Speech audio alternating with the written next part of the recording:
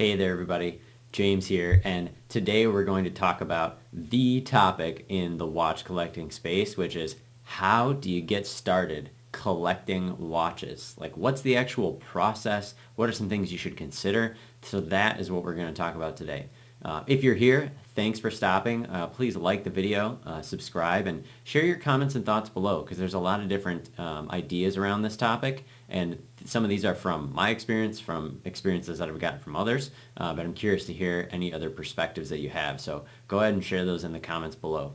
Well, let's dive into it. So how do you start collecting watches? The first thing that I would say is you've got to learn about different brands and find what interests you. There may be certain things just from exposure of day-to-day life and growing up in certain environments or whatever that you may have exposure to that lead you towards or attract you towards a certain brand. So you have to kind of ask yourself, like, what are the things that are going to influence you? Again, for me, something that was very impactful was being into the world of sports, right? And there are certain brands associated with certain sports, and that kind of guided my initial journey into the watch world, right? So be open to discovering, new styles, designs, new functions. And sometimes it starts as early as being a young kid, right? I remember I had a Fossil watch when I was really young, and that was an influence on me getting into watches later on in life. And Rolex was kind of the first big brand, which I'm sure is the case for many of you, but Rolex was such a well-known brand, right? And so that was just the only brand that I knew. And then you get into the watch world and you understand that there's way more brands than just Rolex. So that's all going to have an influence, and that's okay. That's just going to be part of the journey along the way. Another thing when you're exploring these different brands is, find out about the brand history and what's been the impact on the industry. Are there cool stories that kind of live behind an entire brand, maybe a certain piece or line within a brand? And think about what that means to you, because really what we're doing in watch collecting is we're finding a values connection that you relate to within a certain brand, and a lot of the time that's going to be what draws you to a certain brand or model line within a brand or whatever that is. So find the brands, develop a connection to the brand itself, and maybe even some people within the brand. If it's a smaller, like, independent house, it may be really easy to get some exposure to those folks on Facebook or Instagram or social media in general, and that can be really cool. And last in that category, you want to think about, is there a philosophy that kind of lives within the way you think about and approach collecting? And I don't think this is something that you can really understand at first or have a good grasp on at first, but it's something that may develop across time, and that a lot of people would think of that in terms of a theme, right? Is there a theme to my collection? Are they all a certain color? Are they a certain brand? Some people are mono-brand collectors because they just develop such an association with that one brand. That's okay. Are there different types of functions and complications that you like having in your watches? All those things may over time kind of grow along with you as you journey into watch collecting. So number 2, this is an important one. Collect for you. Be a selfish collector. Ayn Rand talks about the virtue of selfishness, and there's a different context here, but what I think it actually means is, why do you want a watch? Like, what does it mean to you? Maybe there's an age milestone involved. Maybe there's a work promotion that's happening. Why are you looking at watches in general? And is it for you? And the question here that I like to ask is, if the piece that I'm about to look at or piece that I'm about to buy, if no one ever saw it, nobody ever saw it, it's just you in your own little world and you just have your collection, would you still want that piece? And I think that's really important, because I think what that'll help you do is it'll help you make that distinction of, am I buying this for me or am I buying this for somebody else? And I don't think we talk about that a lot in watch collecting, but I do think it's going to be important to you liking not only buying the watch, but how it remains with you over time. So that's a really important one, is collect for you. Number 3, I do think it's important to find a good community around watches.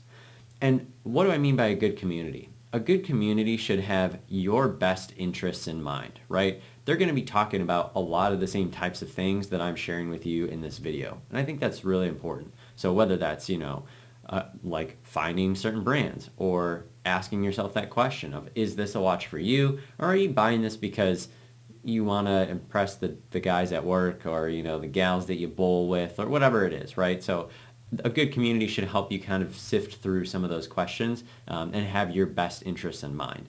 I think another thing that makes a good community is one that you can learn from that community. There's going to be people, like with anything, right, that probably have more experience, more knowledge, more brand affinity or association than you have maybe with certain brands. And so it's an opportunity for you to learn. And also it's a place for you to share your passion, not just to decide, okay, well, these watches are good and these watches you shouldn't buy because they're XYZ. I mean, again, a lot of people like to hate on Rolex for a variety of reasons, but it doesn't make them a bad brand. It's just because of the fact that they're the biggest brand out there in terms of volume, they get a lot of flack. And so a good community, I do think, is not just going to play into that type of narrative and dialogue.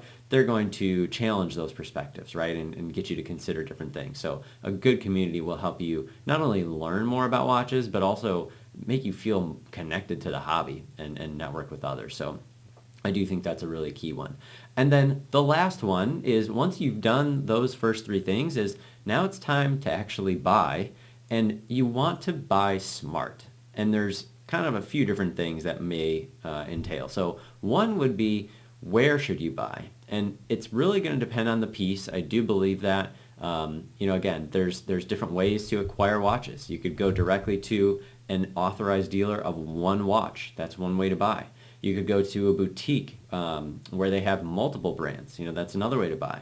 You could go to an online marketplace, right, like Chrono24. That's another way to buy. So depending on what piece you're looking at, there may be a better or, maybe not worse way to buy, but more preferable way to buy. And so I think knowing what that looks like for different watches is going to help you, and that could be important. The other elephant in the room with talking about buying watches, you got to talk about what your budget is, right? Do you have budget constraints? Do you have a certain amount of money that you're willing to spend on a watch? And so you've got to decide that before you go into it, of like, what am I going to spend? Because there will be some times when a watch is priced above that and there's no recourse, right? It's just, that's how much it's going to cost. And then there's other times, maybe you're buying a watch from a good friend that took care of it or whatever it might be, that you may have some room for negotiation in there to say, hey, here's my budget, would you take this much for it? And they would say, yeah, of course, that's fine. So having your budget constraints established ahead of time will really help you. And the last thing in here about being smart and buying smart is avoiding those buying traps, right? And so I think about, if I don't know the history of a watch or where it's been, and there's no box or papers for that thing, I am not buying it, right? I'm a big believer that you should have box and papers with your watches.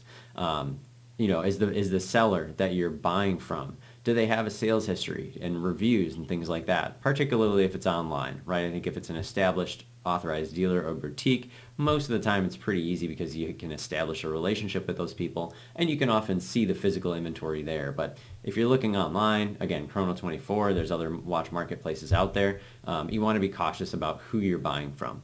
And then the last one I would say is, again, more in the online space, is look for images of actual inventory, not a stock photo of a product. So like if you're looking on a watch marketplace or a website and the only pictures that they have of the watch are the actual stock picture from that brand, I'm not going to say you shouldn't buy it, but you just want to make sure that you're thorough in evaluating, like, do they actually have this watch? Is it the actual watch that I'm buying?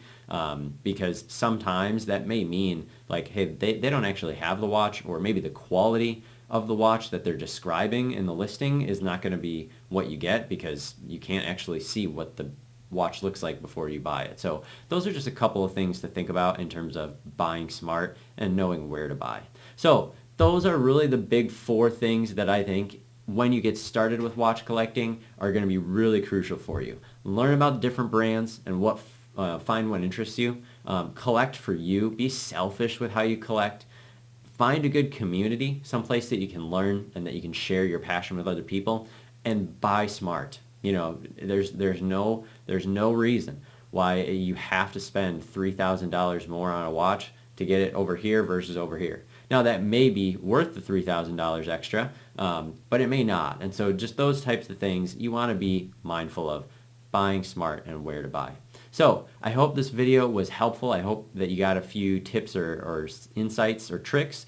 And again, this is a lot of personal experience here. These are things that I have walked through, learned through as I've been in my own collecting journey, as well as I've met other people in the industry, hearing about their experiences as well. So share your perspectives down below. And again, my goal for you is that you get out of watches whatever it is that you want to get out of watches, because I want you to know and love the collection that you do build so that you can be a satisfied collector. So thanks again for stopping by. My name is James, and I will talk to you all next time. Bye-bye.